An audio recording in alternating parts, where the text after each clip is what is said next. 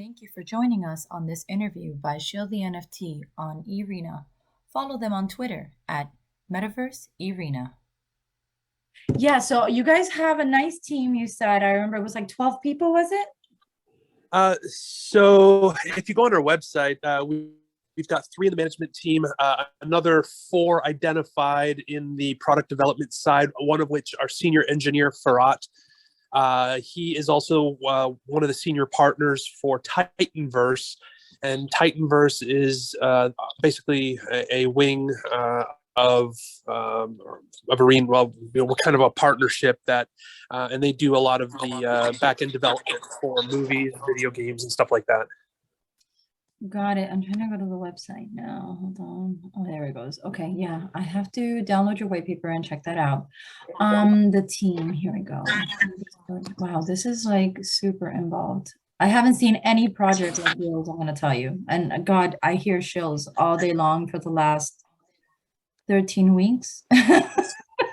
Wow. A long time. Yeah, I've been in the manga space almost every single day of Monday through Friday. They still do weekends. I try not to. I get away from, I detox on Twitter on the weekends. And here we go, change your buyer in crypto. Yeah, you and I had talked about renaming your pass. Remember, you were saying it was a season pass, and I said that implies they have to buy it every season. So I was telling you to do something different, like an e-pass or something like that, or your Arena pass, once they buy your NFTs. That was me, yeah.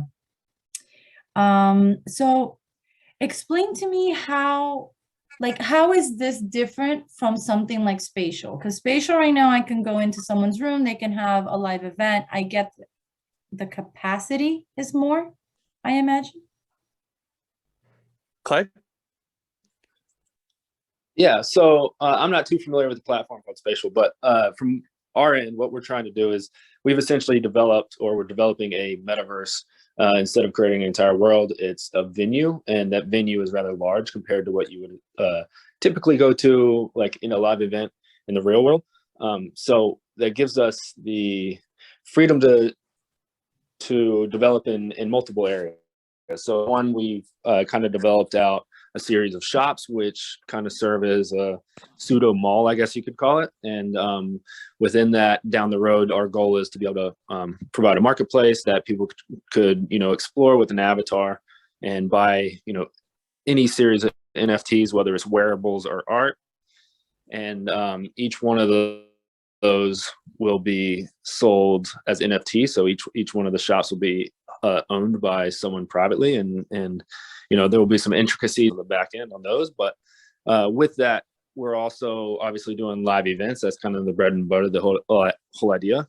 And with the size of Erena, it kind of lends us the capability of magnifying whatever event is going to be on center stage or on the floor of Erena. So that's really the point that we're trying to base the whole product off of.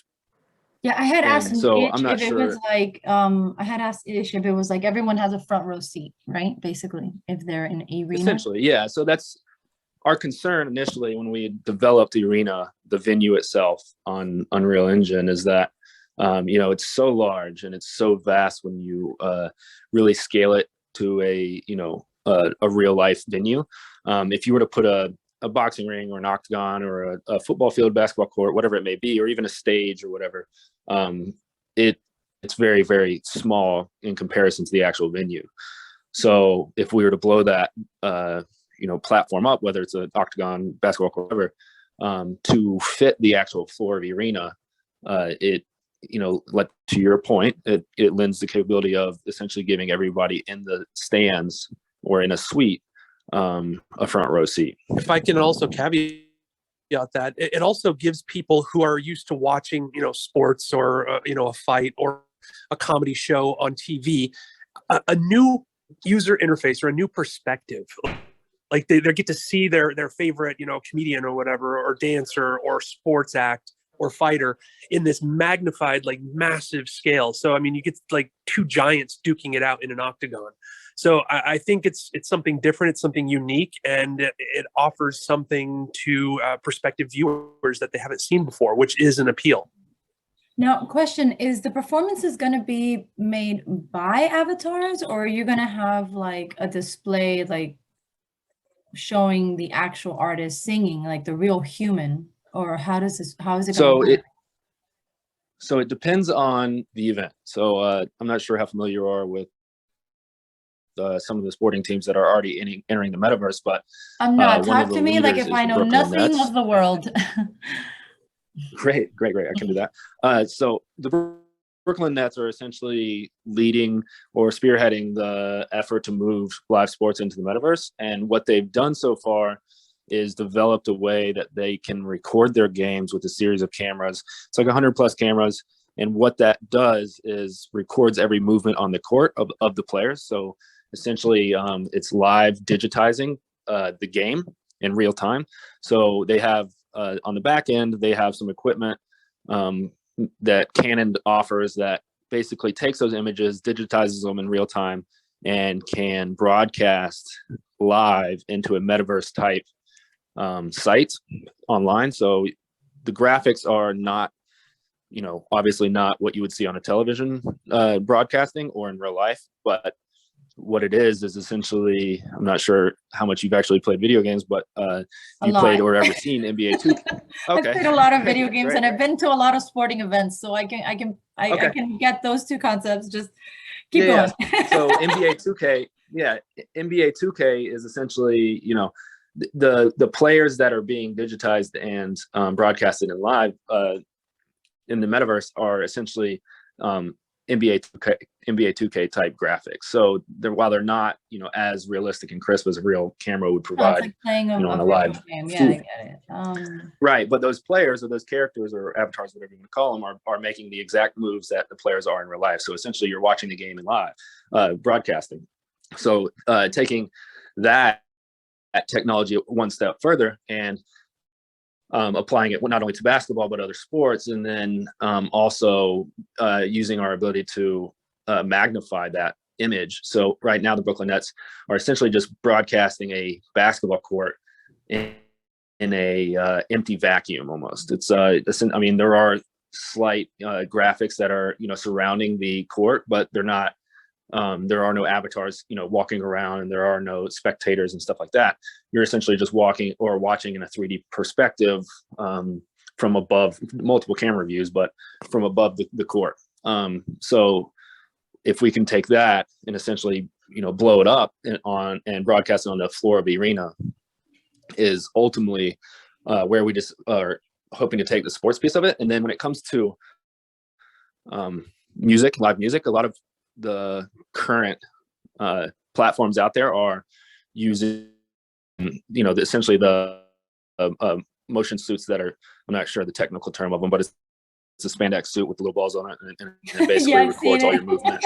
And so so they're essentially, what they're doing is they're paying these artists to come into a studio wherever it is, in California most likely, and they'll essentially perform in a studio as if they would normally, and that movement and that live performance is being broadcasted into whatever platform it is that they're using. So we also use that technology as well. I can see the exclusivity of a live concert, or even this artist went into a studio, they recorded it, but you're gonna have the exclusivity for it. But the sporting events, why would somebody watch it in Erena instead of watching it on TV? So go ahead. Yes, if you have. I was going to say, because they can always just watch it on TV. It's for the experience. It's changing the user interface and changing their perspective. It's something new and innovative. And there's a lot of people out there who maybe don't have access to, the sporting channel and don't want to pay for the subscription. So, we would broadcast for one-time fee of the arena ticket, or not, an event ticket. And so they can come watch the sporting event or the pay-per-view fight or whatever it is via our platform. See, the pay-per-view fight, and that one, you're not going to have the fighters with the suits. So how? You're just going to broadcast it like live in the arena? Same thing as the basketball players. So Dana White over at the UFC is also exploring bringing live UFC fights into the metaverse via the similar technology of the 100 cameras placed all the way strategically around the octagon to capture every movement of every fighter motion. See, I see you guys making a killing with what is the MMAs, the boxing.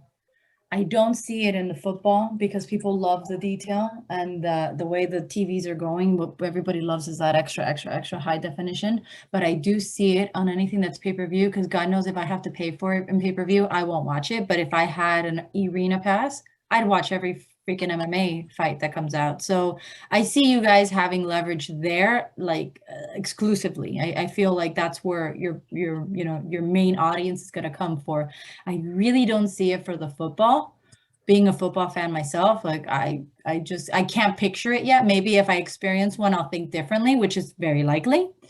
But I would like definitely come to you guys for all the fights, the boxing, the MMAs and things like that, especially MMA, which I think is very interactive in that sense, in that kind of in the arena if you had it there. Keep in mind too, though, that these players, they can be the images of football players, but this is the metaverse. If the individual players, like Kronk or whoever, wants their avatar, whatever it may be, to be playing on the field, that is also possible. So it's not limited to just a football player avatar on the field. Also, there's a lot of other smaller leagues, not just NFL, that do want to get their name out there and want to broadcast. So there's the potential for that too. Yeah, my thing is the things that you have to pay for, like ridiculously, like pay-per-view, or like the things that don't get broadcasted, like you're saying, like the lesser divisions in football, basketball, and all that. I see the potential there, but like the big like NFL or the NBA, I'm just not seeing that being yet. I mean, unless the players all of a sudden all want this and it becomes a big thing for them. From a viewer perspective, I feel like that's not going to be your forte. I feel like all the other stuff is going to be like the we're building Huh? Oh no, I completely agree with you. And Elon, I was watching an interview with Elon Musk, and basically he said that video games in the very near future are going to be indistinguishable from reality as technology advances and the graphics advance. So yes, while we're looking at not necessarily true to life images now with a billion hair details, and all the other things, but it's going to advance to a point where it is there, and we'll be kind of front running that technology. So you hit the nail on the head for me for what is the environment, right? Because if I don't want to pay the $200 for pay-per-view or the $100-something for the pay-per-view, but I see more or less what's happening, and I've been in VR, so I know that the humans, we still have trouble illustrating humans in that environment. So I mean, that kind of slightly warped human for like a two-person situation, I'm okay with. I mean, the football field might be easier in the football players because they have a helmet and that's easier to construct, and the uniforms are easier to construct. But I just know the hardcore fans, like, I just see it until that technology gets that clean, which obviously you need to play with that environment. You can't just jump into it once it's perfect. You need to be in it from the beginning, of course. But I think that it won't really pick up in that side until then. And then your shops in that area are how are those going to be assigned? Like, how are you going to let vendors sell in your shopping areas? Clay, business. So what do you mean? What do you mean by sell? You're going to have shops, right? Who's going to occupy? How are you going to allow? Like, if I wanted to sell in the shop for a game, how are you going to what is the process for me to So we're going to be selling. Yeah. So we have 494 of the shops, and they're varying sizes. So essentially, what's going to happen is we're going to sell those as land parcels as well, and they'll be individually owned by private owners.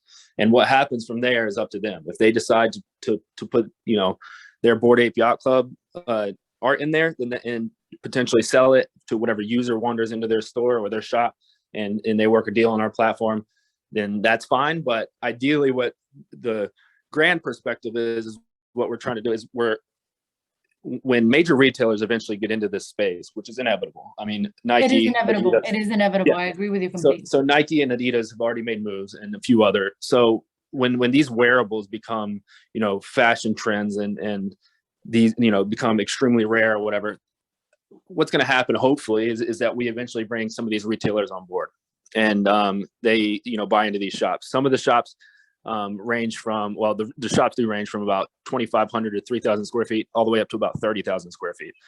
So essentially, it's a department store at the largest. So let's say Nike buys one of our 30,000 square foot shops, sets up a shop full of sneakers and shirts and stuff for all of your avatars to wear. And then as you come into whatever events being held at Erena, during halftime, before or after, or whatever, or during, you're wandering around with your avatar, you wander into the Nike store, and there's a series of shoes, and there's a series of art or whatever it is that you want to check out. And you essentially browse through it like you would in VR in a mall. Got it. You said there's 494? 494, correct. And they range from what square footage to what square footage again? About 2,800 square foot is the smallest, and then the largest is about 30,000 square foot. 30K. Got it. Okay. Good. That's good to know. Yeah, I can see that the high retailers definitely occupying space, especially having practically, sporting events and what is, music, because all that ties in with what is apparel and everything like that. I can still see it happening. And the underlying value of each one of those shops in terms of investment value to whoever owns it is really going to be determined on the volume of people that we can push through the venue on a weekly or monthly basis. So if we can go to Nike, and granted, this may be 3 years out or 5 years out, worst case scenario, and that's okay with us. We're willing to put in the work, and we're willing to, invest our time and our resources into this. This is something that we're committed to.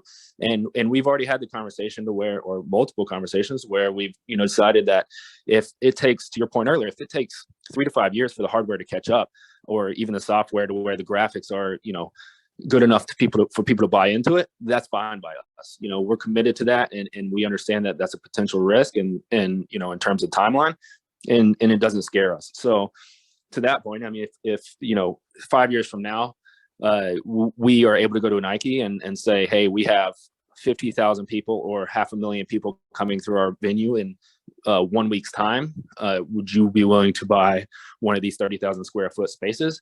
We think that that's something that they legitimately consider. I think a lot of any major retailer would. Yeah, I know you're using Nike as the example, but any major retailer would, especially when you have the traffic. If you can prove, traffic, then economy follows for sure. Are all the parcels going to be listed for sale at the beginning, or you're going to space them out? Phases. So our first phase, we've kind of altered our model a little bit just based on community feedback. So ideally, what we were trying to do is sell our tickets and suites up front, but we figured out that it just wasn't, one, it wasn't really conducive to what the community wanted, and two, it wasn't really providing the most upfront value to whoever to buy those initial NFTs. So we decided to kind of take a step back, reevaluate our situation, and what our plan is now is to initially sell the season tickets, and then our secondary phase would be to sell the suites. So we have 2 different levels of suites: an owner's suite, which is very limited in terms of quantity. There's only 20 of them. And then there's 200 executive suites. So the executive suites will essentially be like a box you would go to at a football or baseball or basketball stadium. And obviously it's a closed environment. You can invite a certain number of friends to come in, and it's essentially an open chat room.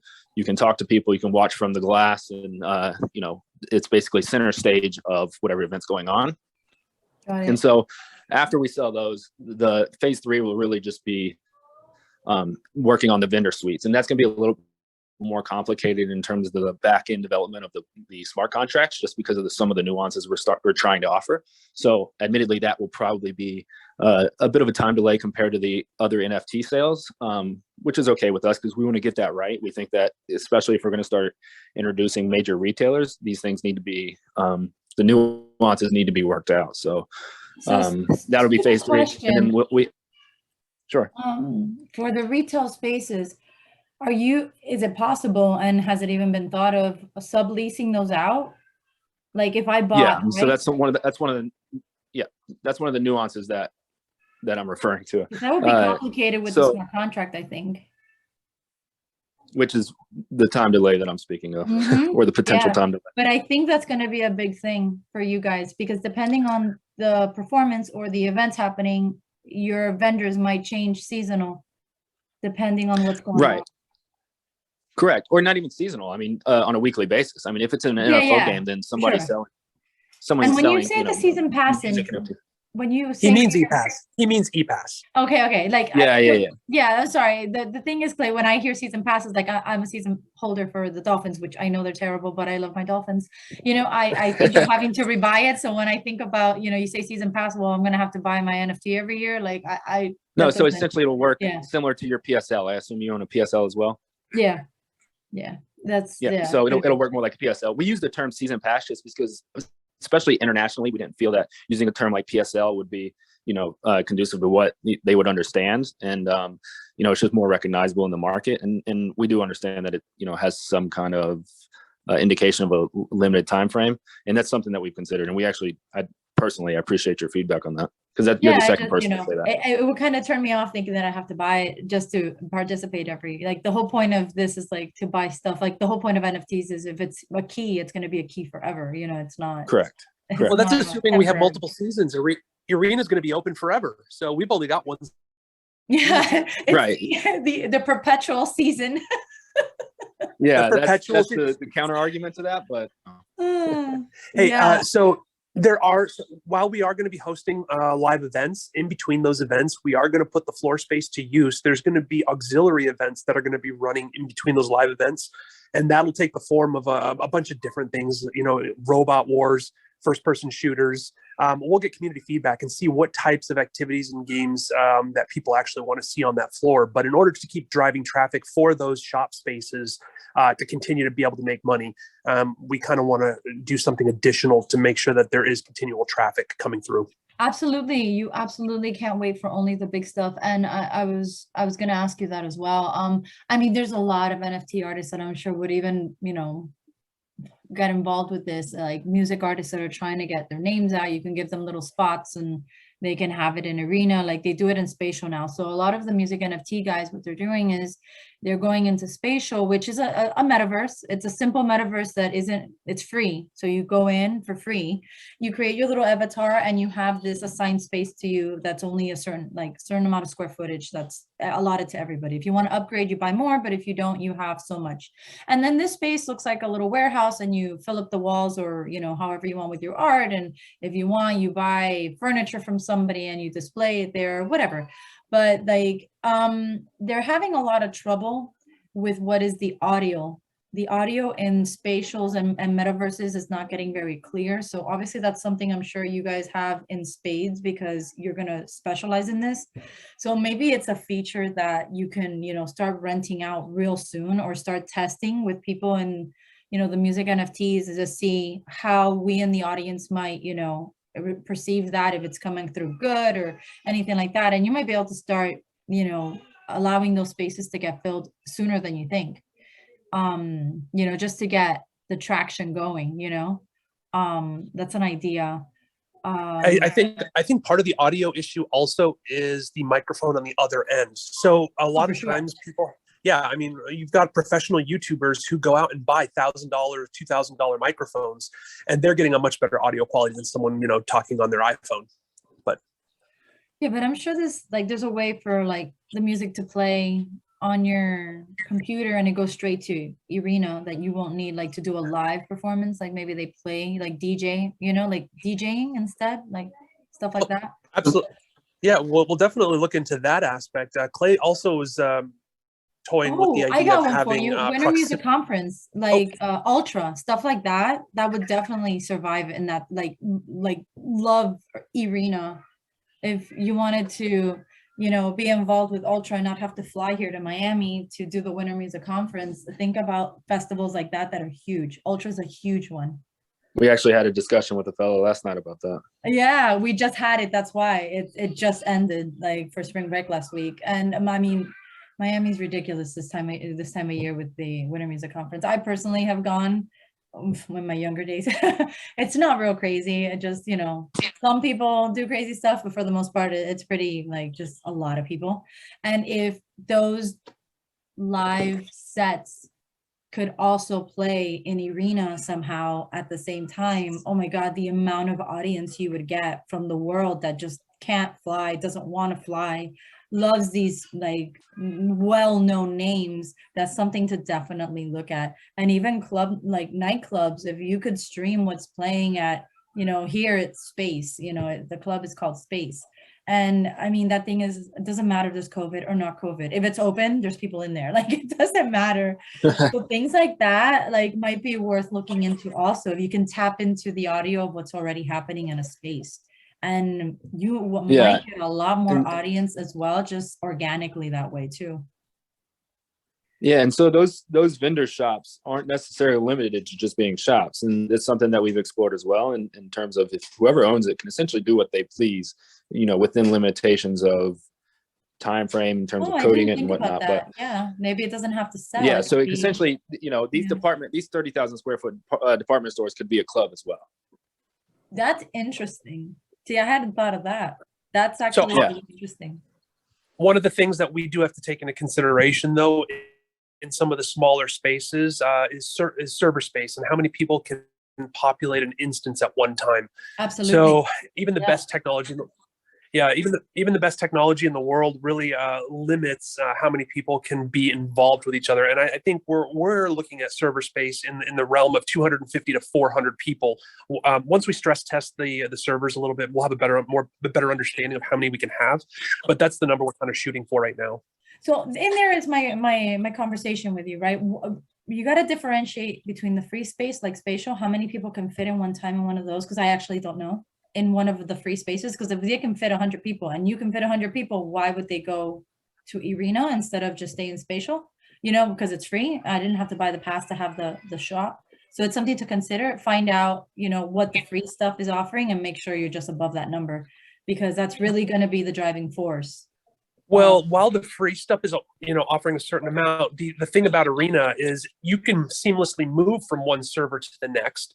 So the servers can only, like, what you see in front of you and the amount of people that you can interact with is kind of limited by the server. As you move through the stadium, you are moving onto different servers and interacting with another different subset of those 400 people, right? Yeah. I know for sure Spatial can't do that right now. You have to literally click the link and land in the room. You can't just walk into the neighboring unit. Right. So that's what you can do with you.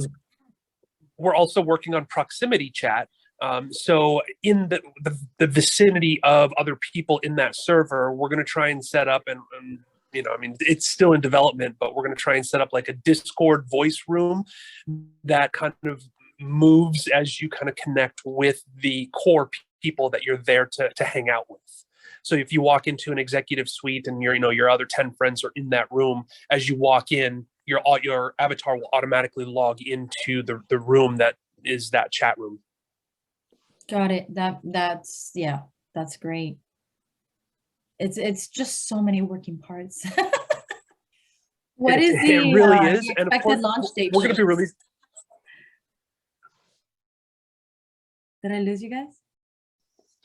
In terms of like full capabilities, I mean, we're shooting for within the next 12 months. But okay, so a year probably. Okay, that's great. So you're building community first. First live event. All the features that we're talking about are going to be added slowly as well as we get them developed out. But first live event, I think we are shooting for 12 months. That's great. That's a great timeline, because it's a lot. Like, I don't even think the technology is caught up to what you guys are dreaming.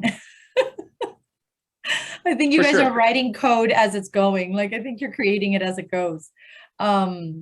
There's so much that doesn't connect yet in the metaverse. And I think that's going to be when adoption actually gets taken over, is going to be when you can seamlessly go from Erena to Spatial to, the next one, and just keep walking through, and eventually it will get there. We're talking 10 years from now, probably, but I feel that's when mass adoption is going to come in.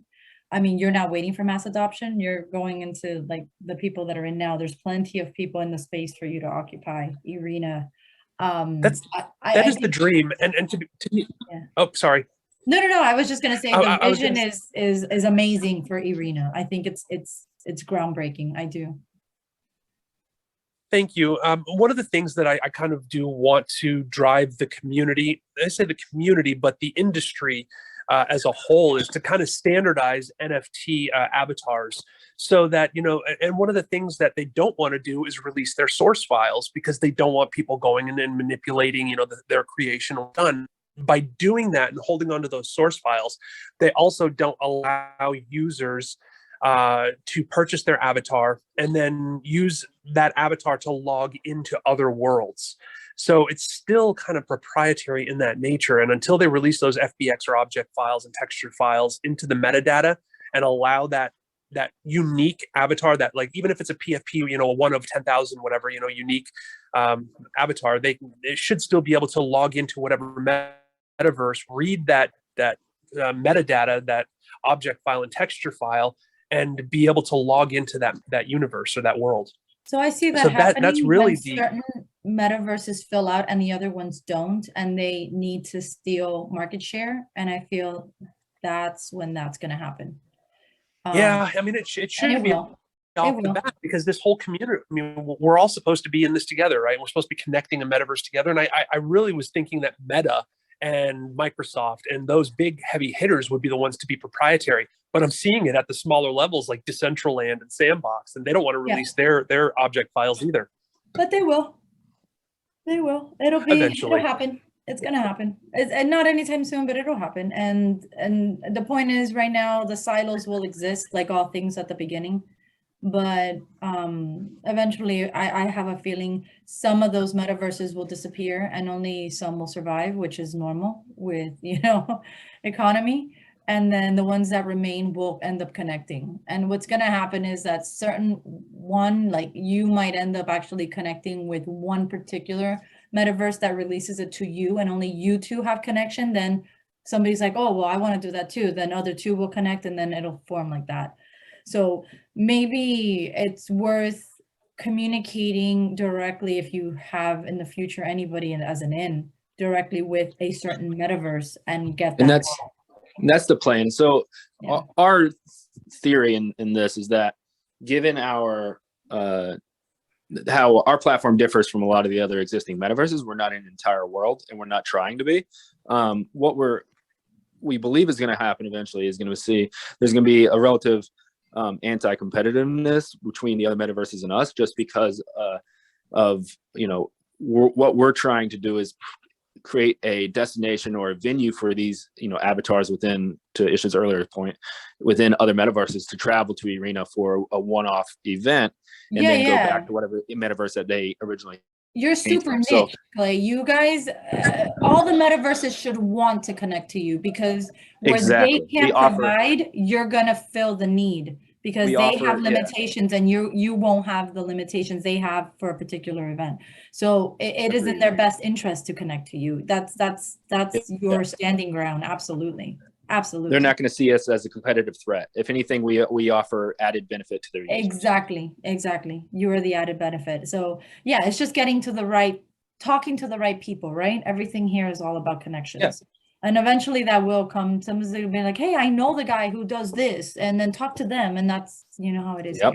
Here. Yeah, that's that kind of organic growth in the community is what's starting to happen. And we're starting to get, hey, I know a guy that knows this, or hey, I know this guy, you should chat with him. My father always said, it's not what you know, it's who you know, because you could be the smartest person in the room, but if you're the only one doing it, you're never going to get anywhere. It's true. Sounds like your dad's a smart man. He is. Poor thing. He's such a sweetheart too. Old and retired now, but man. Oh, living his best life. Oh, he is actually. He works on boats because he wants to. He does whatever he wants. I want to go fishing every day like he does. You know? Take me down. I want to go fishing. Guys, it's been a pleasure. I want to ask for whichever one of you is like involved with the marketing part, if you can send me over whatever image I can use for the editorial for Erena. Like, I don't know if it's the logo or whatever images you want me to put, but I'm dying. I'm going to write up something about you guys. I love this platform. I see you guys like really taking off, and Like I see you guys taking off. I do. I see it very malleable. It's going to be it's added, like you said, added bonus. It's going to be very accessible. I just see the vision in it. I really do. Well, we really do appreciate that, and we really, really appreciate the early support. We can't thank you enough. No, it's okay. I'm early starting too, so you're helping me to build content. So we're helping each other. Think of it that way. Well, Because I think you guys have such a vision. If you guys end up like creating a 1-page, like an 8.5 by 11 type size, like ad for your space, please send it over. I'll give it to you for free in the first magazine, just because I want you guys to like really be known. I don't know how often you guys are in spaces, and it's like visual is just, I think there's too much noise in Twitter. So however it can help, make an ad, 8.5 by 11 size, you know, and I'll add it to the magazine just for fun. consider it done.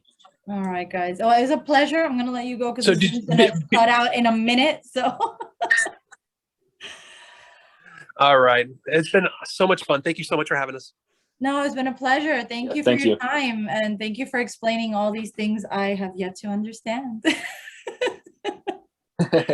Have a great night, guys. Take care. We'll be in touch. Bye-bye. See you. Bye. Bye.